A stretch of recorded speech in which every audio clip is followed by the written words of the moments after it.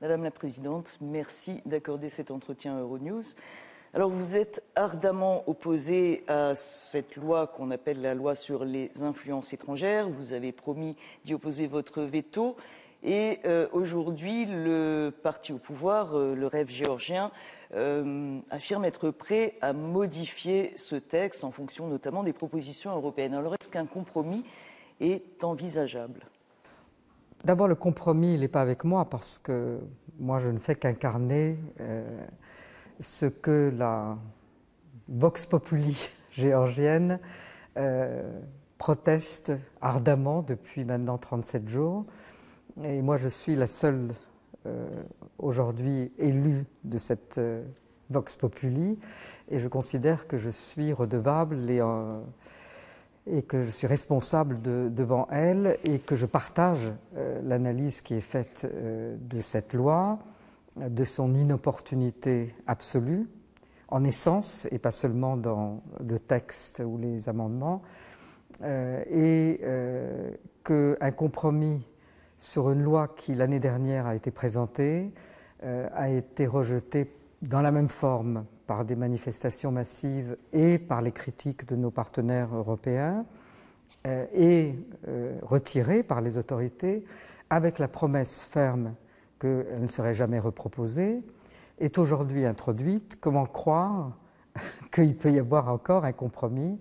D'autant que moi j'ai proposé un compromis, non pas avec moi, mais avec encore une fois la population et nos partenaires européens, la veille de l'adoption du texte en troisième lecture.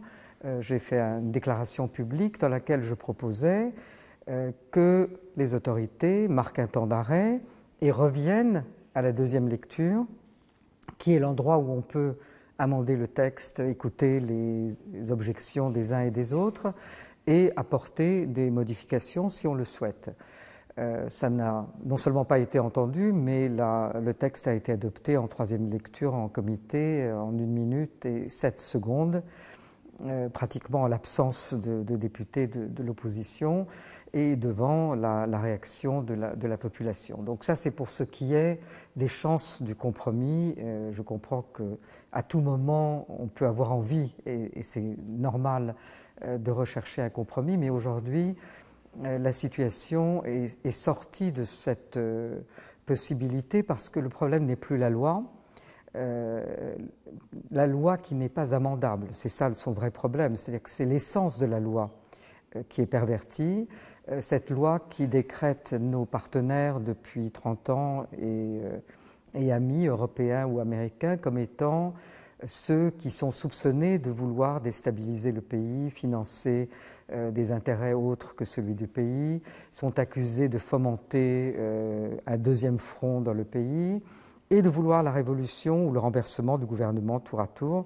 Donc il y a une inversion complète des valeurs. Je ne vois pas comment est-ce qu'on amende ou on améliore quelque chose qui est fondamentalement vicié et qui constitue un véritable obstacle, j'ai même utilisé le mot de sabotage et je peux le réutiliser, de notre voie européenne. Parce qu'aujourd'hui, non seulement on ne devrait pas être en train de discuter et d'avoir des gens dans la rue pour essayer de se débarrasser de cette loi, mais le Parlement, auquel il reste un mois, un peu plus, avant la fin de la session de printemps, devrait être en train de travailler d'arrache-pied aux réformes qui sont demandées dans les recommandations de la Commission européenne pour nous permettre de briguer l'ouverture des négociations d'accession à la fin de l'année.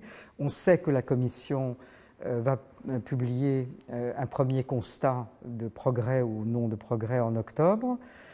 Et pendant ce temps-là, au lieu de faire ce qui est nécessaire, il y a beaucoup de sujets sur lesquels on devrait être réellement en train de faire des propositions législatives et de les adopter rapidement, on fait du marche arrière.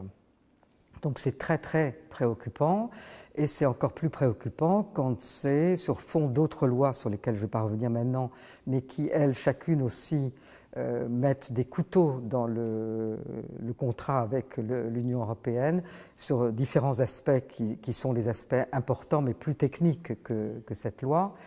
Et pendant ce temps-là, les autorités qui ont célébré avec toute la population, mais vraiment sans exception, en décembre, l'accession au statut de candidat, qui ont dit c'est nous qui avons obtenu, on a tout fait. Depuis le mois de février, non seulement propose cette loi et avance cette loi, mais il recommence à tenir un langage très anti-européen, très anti-américain et occidental en général. Et le discours du 29 avril du président du rêve géorgien, du président honoraire Ivanishvili, est un discours va-t-en-guerre extrêmement dur sur nos partenaires, ceux dont on a besoin, ceux qui viennent de nous donner le statut, non sans mal, parce que ce n'était pas décidé d'avance, et ceux dont on attend qu'ils nous donnent l'accord sur l'étape suivante. Tous les jours, hier c'était les ministres des Affaires étrangères qui étaient là, représentant 4 pays nordiques, qui se sont fait agonir par le président du Parlement, qui n'a pas reçu les représentants des parlements d'autres pays européens, dont de la Commission des Affaires étrangères du Bundestag, Michael Roth, qui en plus s'est fait agonir d'autres insultes que je ne répéterai pas. Donc l'atmosphère n'est pas d'un gouvernement qui est en train de vouloir faire des compromis, et je ne dis rien de la situation que l'on a dans la rue face à une jeunesse qui est l'essentiel de la manifestation, mais pas toujours. Quand il y a 200 000 personnes, c'est évidemment pas seulement les jeunes, mais dans le quotidien de ces 37 jours, c'est beaucoup les jeunes. Aujourd'hui, désormais, les universités qui sont déclarées en grève, et l'intimidation, les attaques directes et les brutalités sont très inquiétantes parce qu'elles révèlent non pas la brutalité policière qu'on peut voir un peu partout quand il y a des excès dans des manifestations, mais là en l'occurrence il n'y a pratiquement pas d'excès, et surtout ce sont des brutalités qui ne sont pas le fait de la police qui se comporte comme n'importe quelle police, dans n'importe quelle, mais de forces spéciales qui ont une inscription police, mais aucune identification. Donc les investigations, les enquêtes sur les auteurs des brutalités ne sont pas possibles. Donc on est dans une situation qui pourrait de ce fait escalader en violence à n'importe quel moment. Ça n'est pas arrivé. On a eu 37 jours de calme, et je signale quand même pour vos auditeurs que cette population qui proteste depuis 37 jours n'a pas brûlé une seule voiture ni cassé aucune vitrine. Ça donne une idée de... Ils ont certes fait des inscriptions un peu sur le Parlement, c'est le maximum de leur audace dans cette... Donc ça, c'est le côté optimiste, c'est qu'il y a une population, une société civile qui se manifeste, qui s'est montrée, que nous-mêmes on découvre un petit peu, parce qu'on n'avait pas l'impression qu'il y avait une telle capacité de mobilisation. Et ça nous devrait nous permettre de passer à l'autre étape, qui est celle de la préparation des élections du 26 octobre, parce qu'il est impératif de transformer cette énergie aujourd'hui qui ne débouchera pas sur le retrait de la loi, ou qui débouchera sur une modification fictive que tout le monde a déjà compris. Moi, aujourd'hui, je reçois des lettres des organisations non gouvernementales, 120 d'entre elles, des organisations politiques ou des jeunes, pour me dire surtout, vous ne négociez pas pour nous, nous ne négocions rien. Donc cette loi va passer, le veto va être surpassé, ou elle va être modifiée de façon marginale et sans intérêt. Donc l'important aujourd'hui, c'est d'aller vers les élections. Dans ces élections, que tout le monde comprenne, et je comprends que la Moldavie a aujourd'hui annoncé qu'en octobre, elle tiendrait un référendum sur son avenir européen, sur l'accession, c'est la même chose. À travers des élections, nous aurons un référendum sur l'Europe. C'est comme ça qu'il faut voir ces prochaines élections, qui ne pourront pas être des élections normales, qui seront les élections pour arrêter cette déviation. J'utilise un mot faible, ce n'est qu'une déviation, on va revenir sur la route, mais il est important de le faire par la voie des élections. Et c'est ça que l'Union européenne doit reconnaître, c'est qu'il y a aujourd'hui une population qui dit son fait et qui dit ce qu'elle veut, ce que la Géorgie a dit depuis presque 30 ans, qu'elle veut l'Europe. Ça a été redit dans la rue, mais ça sera redit dans les urnes.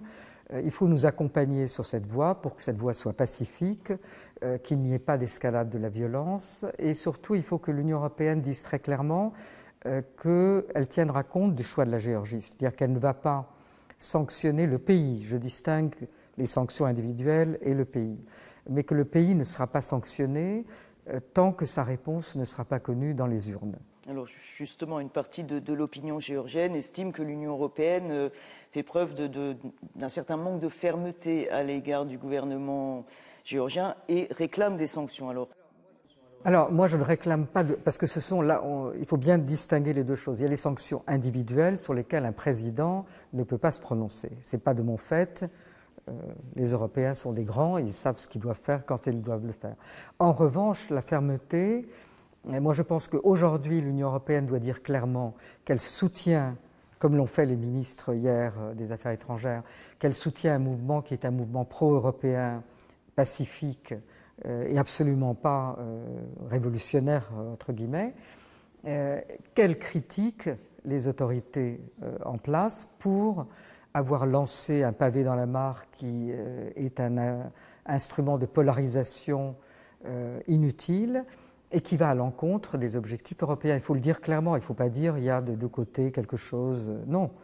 Et puis il faut que l'Union européenne, les ambassadeurs ici, aussi bien que l'Union européenne, montrent que ce n'est pas acceptable que ou les représentants de l'Union européenne ici ou ceux qui viennent en visite, ou bien en général les dirigeants européens, soient insultés constamment. Il faut que la rhétorique change d'abord. Ça, c'est ce qui est à faire aujourd'hui, sans attendre. Et la deuxième étape, c'est-à-dire celle d'éventuelles sanctions radicales qui concerneraient l'avenir du pays en disant on stoppe ou on pause, ça doit dépendre de démocratie oblige, de ce que la population dira dans les urnes. Alors, est-ce qu'il n'y a pas, on voit clairement les aspirations européennes de cette population qui se mobilise, mais il y a aussi une composante importante de la société géorgienne, très traditionnaliste, on va dire, qui n'est peut-être pas aussi enthousiaste. Alors, est-ce que cette composante ne peut pas gagner du terrain à l'instar de ce qui se passe dans l'Union européenne? Je ne suis pas aussi sûre, parce que d'abord, les sondages d'opinion, alors c'est peut-être pas des gens qui sortent de la même façon ou qui comprennent de la même façon l'Europe, mais d'abord 80% des sondages, et aujourd'hui 85%, ont toujours donné la voie européenne comme choisie par c'est ce même parti qui avait inscrit dans la Constitution l'orientation européenne.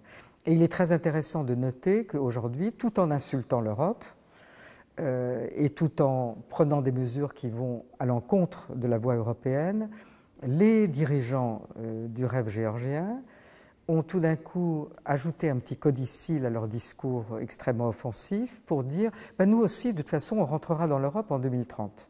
Pourquoi? Parce qu'ils mesurent aussi leurs propres supporters, leur carré de supporters, je ne sais pas qu'est-ce que ça représente, mais on verra aussi. Et ils ont compris qu'eux aussi veulent l'Europe et ne veulent pas renoncer à cet avenir européen. Donc il y a là réellement un consensus. Tous ces gens-là ont leurs enfants qui étudient en Europe, font leurs courses en Europe, plus que la population qui est dans la rue. Il faut bien voir que les intérêts profonds, et puis tout est lié aujourd'hui, la Géorgie est profondément européenne. Un étudiant sur deux a été en Europe étudié pour des stages, peut-être pas des stages longs, mais au moins pour des stages courts. Erasmus est probablement ce qu'il y a ici de plus apprécié. Tout le monde a été passé quelques jours en Europe ou plus, parce que maintenant on a des vols low cost qui ont permis à tout le monde, je ne sais plus les chiffres, mais c'est pratiquement les 3/4 de la population géorgienne qui ont eu une découverte au moins de l'Europe. Donc ce sont des liens que plus personne ne peut trancher. Alors est-ce qu'on n'est pas quand même à un moment charnière, à la croisée des chemins pour le pays qui serait présumé entre son appétit d'Europe, son envie d'Europe et encore une fois, une tentation présumée de rapprochement avec la Russie. Et quel intérêt est-ce que le gouvernement trouverait à cela? Alors, le gouvernement, je n'en sais rien. Ce qui les anime, je n'en sais rien, parce que ce n'est pas exposé publiquement, ce n'est pas discuté.